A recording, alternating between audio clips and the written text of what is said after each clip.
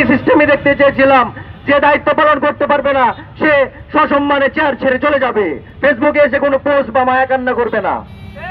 আমরা দেখতে পাই আসিফ নজরুল ফেসবুকে পোস্ট দিয়ে তার দায় সারে তীব্র নিন্দা জানায়।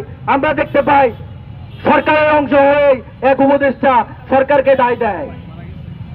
আর এটা কি সরকার না কোনো সার্কাস? আপনি সরকারের অংশ হয়ে কিভাবে সরকারকে দায় নিতে বলেন? আমরা দেখতে পাই এখন পরিকল্পিতভাবে ঢাকা বিশ্ববিদ্যালয়ের বাইরে যে ছবি রাবি সহ যে চাকসু নির্বাচন হচ্ছে সেই ক্যাম্পাসগুলোকে উত্তপ্ত করে তোলা হচ্ছে। আমরা দেখতে পাই ফ্যাসিবাদের দোসররা কিভাবে আবার নতুন করে 111-এর পথ সাজানোর চেষ্টা করছে।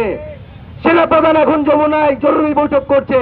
কি এমন পরিস্থিতি তৈরি হলো যে হঠাৎ জরুরি বৈঠকের প্রয়োজন তার দেখা দিল? বিপি নূরকে যখন তারা আক্রমণ করে, সেনা সদস্যরা কি চিনে না বিপি নূরকে?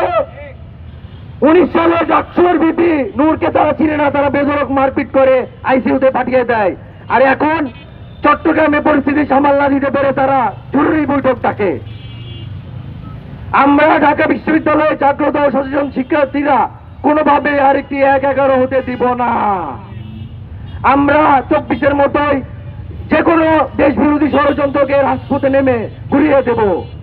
ঢাকা বিশ্ববিদ্যালয় থেকে আমরা স্পষ্ট বার্তা দিতে চাই, ছবিতে রাবিতে এবং জাহাঙ্গীরনগরে যে সন্ত্রাসীরা হামলা করেছে তাদেরকে দ্রুতই আইনি প্রক্রিয়ার মাধ্যমে শাস্তি নিশ্চিত করা এবং আহত এবং যারা যদি কেউ নিহত হয়ে থাকে তাদেরকে সরকারি উদ্যোগে তাদেরকে সর্বোচ্চ সেবা নিশ্চিত করা।